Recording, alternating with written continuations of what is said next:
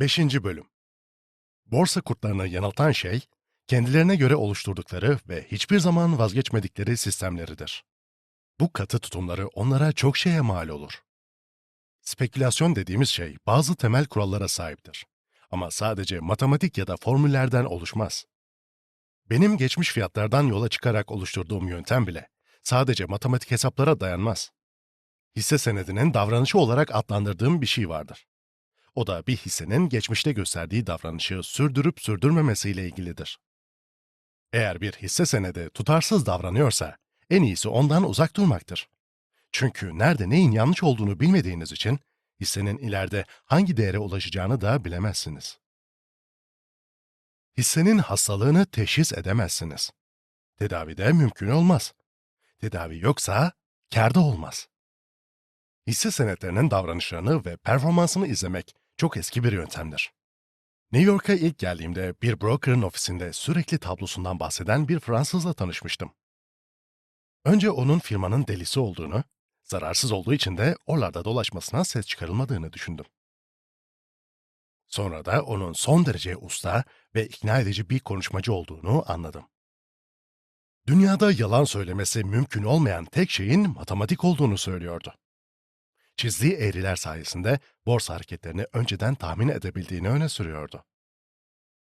Ayrıca bu hareketleri analiz ederek, örneğin Key'in ünlü Atchison tercihli hisseleri manevrasında haklı çıkarken, neden daha sonra Southern Pacific hisselerinde yanıldı, onu bile bilebiliyordu. Arada sırada profesyonel borsacılardan biri Fransızın sistemini deniyor, ondan sonra da vazgeçip kendi bilimsel olmayan yöntemlerine geri dönüyorlardı. Kendi deneme yanılma yöntemlerinin daha sağlam olduğuna karar veriyorlardı sonuçta. Fransız, Key'nin tablosunun %100 doğru olduğunu ama bu yöntemin aktif bir borsada kullanılmak için fazla yavaş olduğunu söylediğini iddia ediyordu. Bir diğer ofiste ise günlük fiyat dalgalanmalarının bir tablosu çıkarılıyordu. Tek bir bakışta bir hissenin son aylarda nasıl hareket ettiğini görmek mümkündü.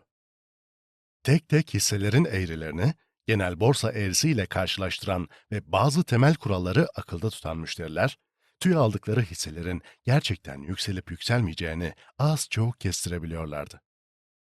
Tablo tamamlayıcı bir ek tüyo yerine kullanılıyordu. Bugün aracı firmaların çoğunda bu tip tablolar bulunabiliyor. Bu tablolar istatistik şirketlerinden hazır olarak geliyor ve yalnızca hisse senetlerini değil, hammadde piyasalarını da kapsıyor. Tablolar ancak onları okumayı, daha doğrusu okuduklarını anlamayı bilenlere yardımcı olabilir. Ancak genellikle tabloları okuyan sıradan yatırımcılar, borsada spekülasyonun tabloda görünen iniş çıkışlardan, birincil ve ikincil hisse hareketlerinden oluştuğuna inanmaya başlar. Eğer bu konuda ısrarlı davranırlarsa da, genellikle sonunda beş parasız kalırlar. Saygın bir borsa aracı kurumunun eski ortaklarından olan son derece bilgili bir adam vardı. Aynı zamanda da diplomalı bir matematikçiydi. Ünlü bir teknik okuldan mezun olmuştu. Çeşitli borsalardan, hisse senedi, tahvil, tahıl, pamuk, para vesaire gibi piyasalardan yola çıkarak fiyatların dakikası dakikasına son derece dikkatli bir analizini yapmıştı. Her yıl fiyatlar arasındaki ilişkileri, dönemsel değişiklikleri, aklınıza gelebilecek her şeyi araştırırdı. Hisse alıp satarken yaptığı tablolardan hiç vazgeçmezdi. Aslında yaptığı şey ortalama hesaplamak ve son derece ustaca yaptığı bu hesaplardan yararlanmaktı. Bu matematikçi Birinci Dünya Savaşı gelip de borsadaki bütün verileri birbirine karıştırana kadar düzenli olarak kazanırmış. Sonunda o ve onu izleyen grup bu yöntemden vazgeçmiş ama bu arada milyonlarca dolar kaybetmişler. Oysa dünya savaşları bile koşullar uygunsa borsada fiyatların artmasını ya da düşmesini engelleyemez. Borsada para kazanmanın yolu da bu koşulları doğru değerlendirmekten geçer. Neyse, konuyu fazla dağıtmayalım. Wall Street'teki ilk yıllarımı düşününce aklıma hep bunlar geliyor. Şimdiki aklım o zaman olsaydı, acemiliklerimin hiçbirini yapmazdım. Bunlar sıradan yatırımcıların her yıl hiç bıkmadan yaptığı sıradan hatalardı. New York'a ve oranın menkul değerler firmalarına üçüncü gelişimde oldukça aktif bir şekilde alım satım yapmaya başladım. Bucket shop'lardaki kadar başarılı olmayı beklemiyordum. Ama daha fazla miktarlarla oynayacağım için uzun vadede daha çok kazanacağımı düşünüyordum. Ama şimdi anlıyorum ki asıl hata borsa spekülasyonuyla kumarı birbirine karıştırmış olmamdı. Yine de 7 yıldır fiyat okuyarak edindiğim deneyim ve biraz da doğal yeteneğim sayesinde elimdeki parayla servet elde edemesem de oldukça yüksek bir getiri sağlayabiliyordum. Eskisi gibi kazandığımda kaybettiğim de oluyordu ama daha dengeli kazanmaya başlamıştım. Kazancım arttıkça harcamalarım da artıyordu. Genellikle öyle olur zaten. Sadece kolay para kazananlar değil, paraya aşık olan bir avuç insanın dışında herkes böyle davranır. Russell Sage gibi bazı adamlar parayı kazandıkları kadar ellerinde tutmasını da bilirler ve onun gibi inanılmaz zengin biri olarak ölürler. Her gün saat 10'dan 3'e kadar borsa oyununu oynuyor, saat 3'ten sonra da hayatımı yaşamaya başlıyordum. Beni yanlış anlamayın. Hiçbir zaman dünyevi zevklerin beni işimden alıkoymasına izin vermiyordum. Kaybettiğim zaman hisseler konusundaki tahminlerim yanlış çıktığı için kaybediyordum. Akşamdan kalma olduğum ya da aklım başka yerde olduğu için değil. Borsadaki işlerimi hiçbir zaman sinirlerim bozuk ya da sarhoş olduğum için boşlamadım. Her zaman fiziksel ve zihinsel sağlığıma dikkat ediyordum. Bugün bile akşamları saat 10'da yatarım. Gençken de erken yatmaya özen gösterirdim. Çünkü uykusuzken işimi gereği gibi yapamadığımı biliyordum. Az da olsa kazanıyordum ve bu yüzden de kendimi hayatın güzel taraflarından yoksun bırakmak istemedim. Nasıl olsa harcadıklarımı borsadan geri alıyordum. İşini iyi yapan ve gelecekte de yapmaya devam edeceğine inanan bir profesyonel bir borsacının soğukkanlı tavrını takınmaya başlıyordum. Yöntemimde yaptığım ilk değişiklik zaman konusunda oldu. Bucket shop'larda olduğu gibi yükselmesi kesin bir hisse senedini alıp ondan sonra da 1-2 puan değer kazanmasını bekleyecek zamanım yoktu artık. Fullerton'un ofisindeki gelişmeleri yakalayabilmek için çok daha erken davranmam gerekiyordu. Diğer bir deyişle neler olup biteceğini önceden kestirmeye çalışmam, hisse hareketlerini iyice incelemem gerekiyordu. Bu size çok sıradan gelebilir ama ne demek istediğimi anladınız herhalde. Benim için önemli olan borsaya karşı tavrımda gerçekleşen değişiklikti. Yavaş yavaş yeni tavrım sayesinde dalgalanmalar üzerinde bahse girmekle kaçınılmaz yükselme ve düşüşler arasındaki farkı, yani spekülasyonla kumar arasındaki farkı öğrendim. Artık borsayı izlerken sadece bir saat önceki gelişmelere bakmıyor, çok daha gerilere gidiyordum. Bunu dünyanın en büyük bucket shop'unda bile yapamazdım. Ticaret raporlarını, demiryollarının kazanç durumunu, mali ve ticari istatistikleri incelemeye başladım. Elbette büyük oynamayı seviyordum. O yüzden bana korkusuz çocuk adını takmışlardı ama öte yandan fiyat hareketini izlemeyi de seviyordum.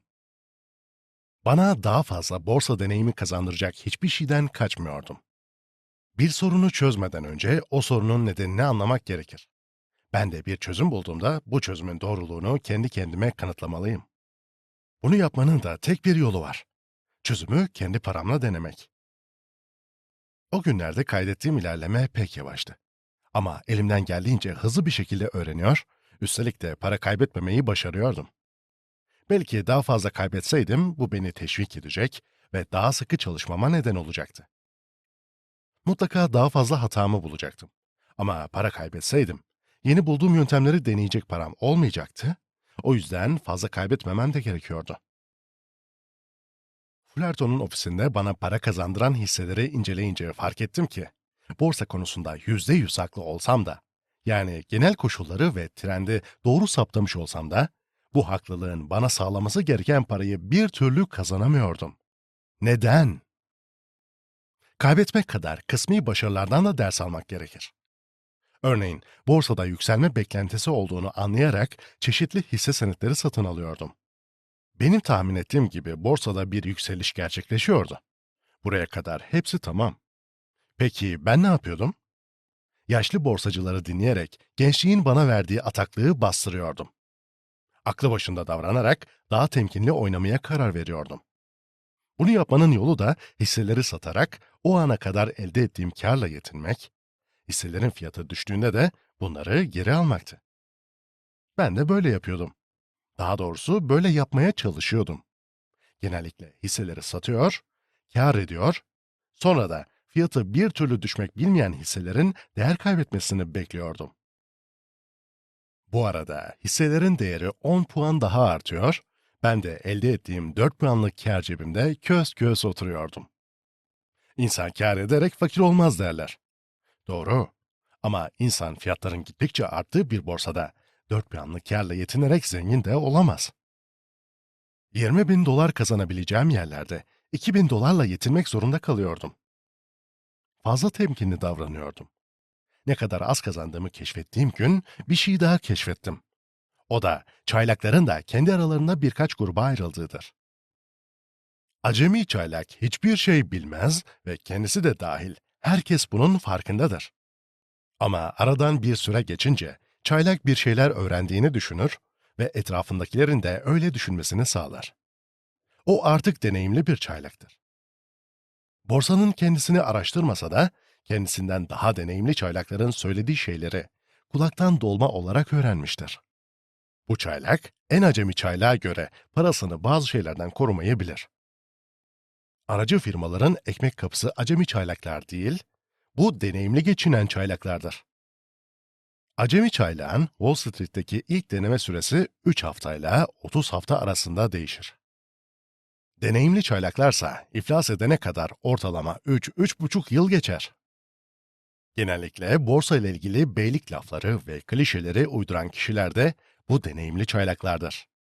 Borsada yapılmaması gereken her şeyi A'dan Z'ye bilir acemi çaylak. Bir tek şey dışında, çaylaklık etme. Bu deneyimli çaylak artık borsanın gediklisi olduğunu düşünür, çünkü fiyatlar düşerken hisse senedi almayı öğrenmiştir. Bu düşüşleri dört gözle bekler. Alacağı kelepir hisse senetlerini kaybettiği puana göre ölçer. Yükselme beklentisi olan borsada acemi çaylaklar borsanın kurallarını bilmedikleri için işi şansa bırakarak körü körüne alım yaparlar. Önce kâr eder, fiyatlar doğal olarak düşünce de bütün paralarını kaybederler. Ama deneyimli çaylak, benim kendime çok akıllı zannettiğim, aslında başkalarının aklına göre davrandığım dönemde yaptığım şeyi yapar. Bucket shop yöntemlerimi değiştirmem gerektiğini çok iyi biliyordum. Ama bu değişikliğin ne olması gerektiğini bilmediğimden, deneyimli sandığım müşterilerin ağzından çıkan her şeyi altın kural olarak kabul ediyordum. Çoğu müşteri birbirine benzer. Hepsi Wall Street'in kendilerine borçlu olduğunu düşünür. Bunlar Fullerton'da da eksik olmazdı. Her türden çaylak vardı orada. Müşterilerden yaşlıca bir bey diğerlerine pek benzemiyordu. Bir kere hepimizden büyüktü. Ayrıca hiçbir zaman başkalarına öğüt vermez ve kazancından böbürlenmezdi. Karşısındakini büyük bir dikkatle dinlerdi. Tüyo peşinde değildi. Asla başkalarına ne duyduklarını ya da bildiklerini sormazdı. Biri kendiliğinden bir tüyo verdiğinde de kibarca teşekkür ederdi. Eğer tüyo doğru çıkarsa, bazen tüyoyu kendisine veren kişiye gidip tekrar teşekkür ederdi. Ama o tüyo yanlış çıkarsa asla gidip şikayet etmezdi. Böylece kimse onun verilen tüyoları uygulayıp uygulamadığını anlayamazdı. Bu adam ofiste efsane haline gelmişti. Çok zengin olduğu ve isterse çok büyük oynayabileceği söyleniyordu. Ama firmaya fazla komisyon kazandırdığı söylenemezdi. Kazandırıyorsa da bunu anlamak kolay değildi. Adı Patrici'ti ama arkasından Hindi diye isim takılmıştı. Bunun nedeni de çok geniş bir göğsü olması ve sürekli boynunu kırarak odadan odaya koşuşturmasıydı.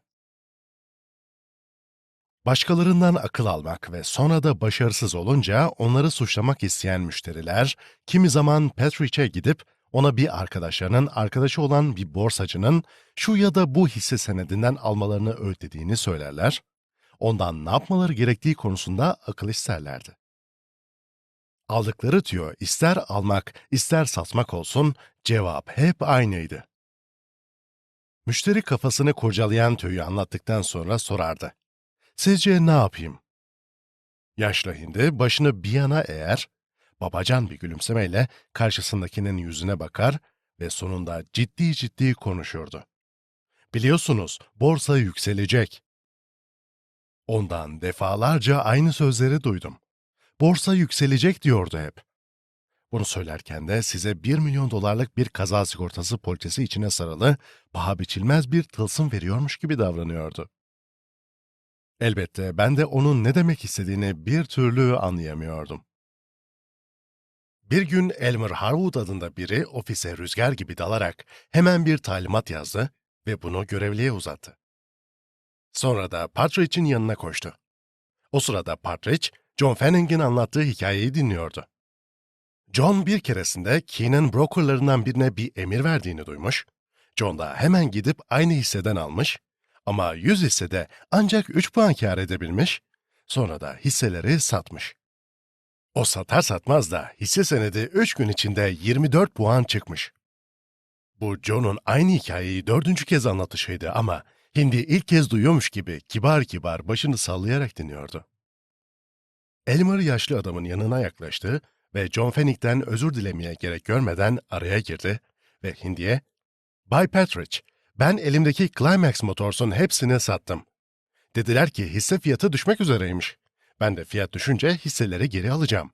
Siz de aynısını yapsanız iyi olur. Yani daha satmadıysanız," dedi. Partridge'e o hisselerden alma tüyosunu veren Elmer'dı ve borsada insan tüyo verdiklerine karşı kendini borçlu ve sorumlu hisseder. Tüyo ister doğru çıksın ister yanlış, onları koruması gerektiğini düşünür. Elmer şimdi Hindi'nin yüzüne kuşkuyla bakıyordu. "Tabii Bay Harwood, hisseler hala elimde, elbette," dedi Hindi şükranla. Elmer'ın onu düşünmesine çok sevinmiş gibi davranıyordu. "İsterseniz şimdi kârınızı alın, ondan sonra fiyatları düşünce hisseleri yeniden satın alırsınız," dedi Elmer. Karşısındakinin de bir an önce harekete geçmesini istiyor gibiydi. Partridge'in yüz ifadesinde bir değişiklik olmayınca Elmer sözlerine devam etti. "Ben elimdeki hisselerin hepsini sattım. Sesini ve konuşma biçimini duysaydınız en az 10 bin hissesi olduğunu sanırdınız. Ama Bay Partridge başını üzüntüyle iki yana salladı ve hayır hayır yapamam diye itiraz etti. Ne diye haykırdı Elmer.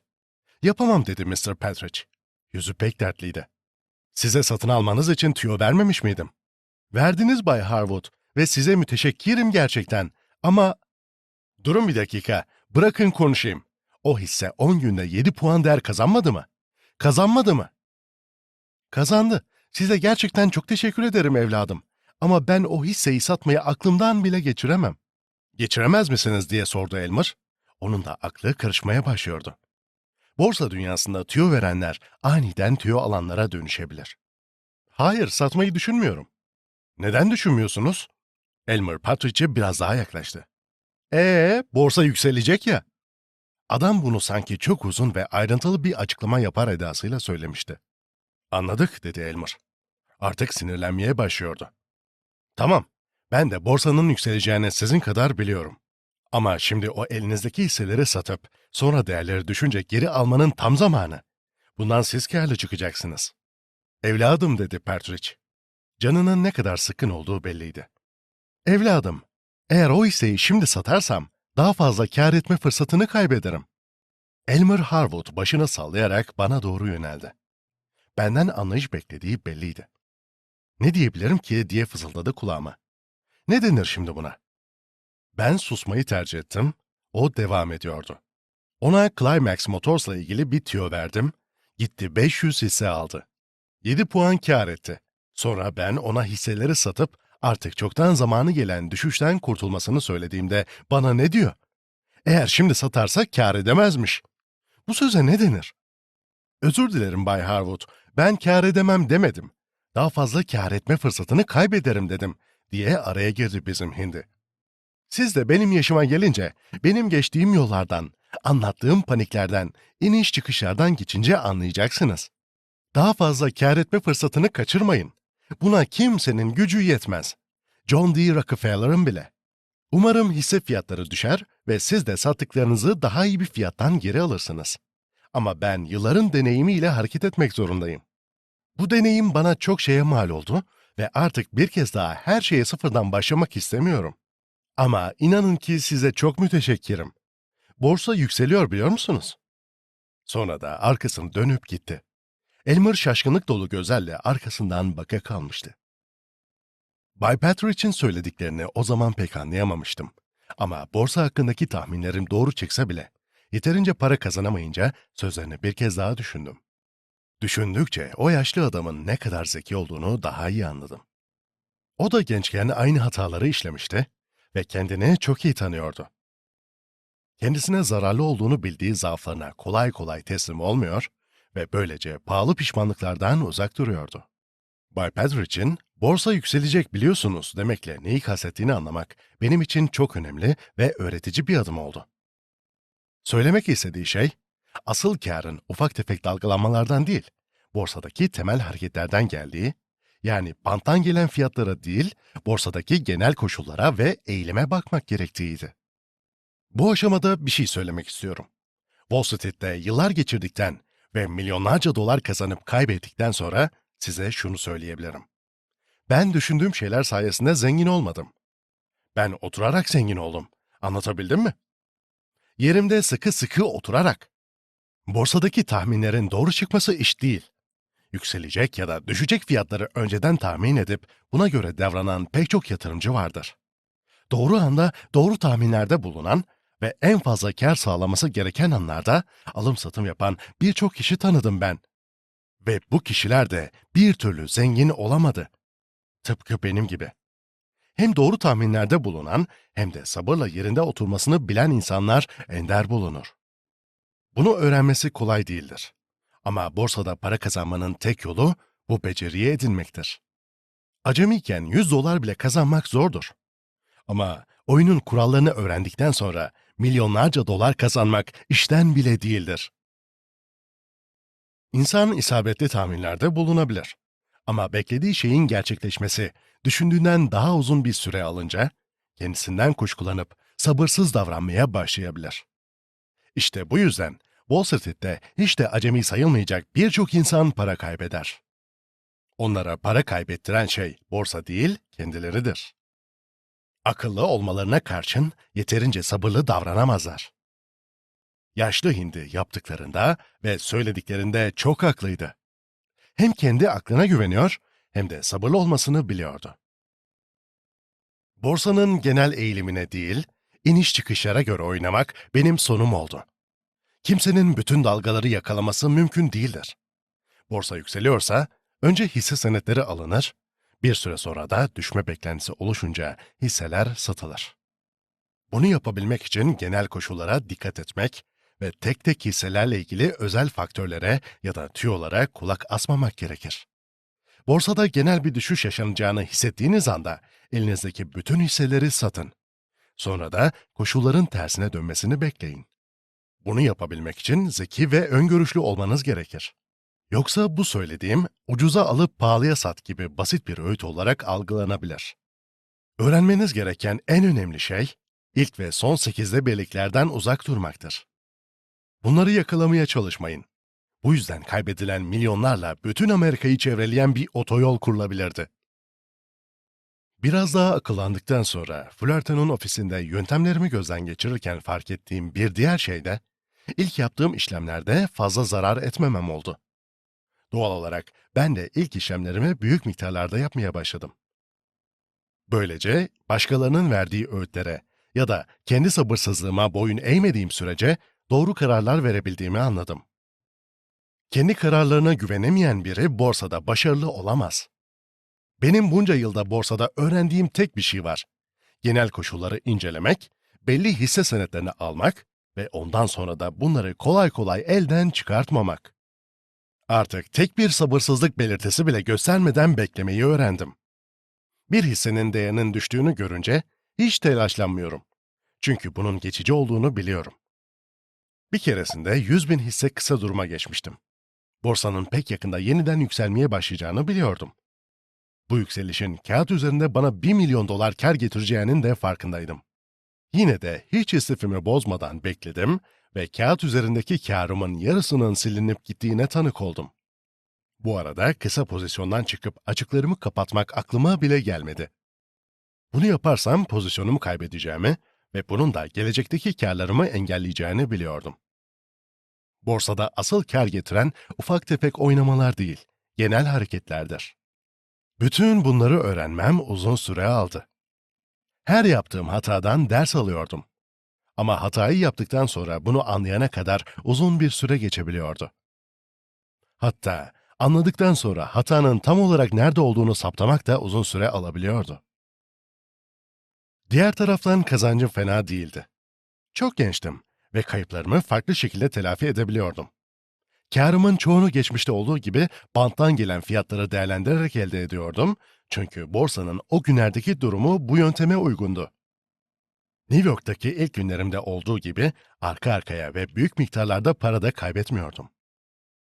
Yine de son 2 yıl içinde 3 kez sıfırı tükettiğim düşünülürse, durumun o kadar da parlak olmadığı anlaşılır. Ama unutmayın ki insan en iyi dersi parasız kaldığında alır.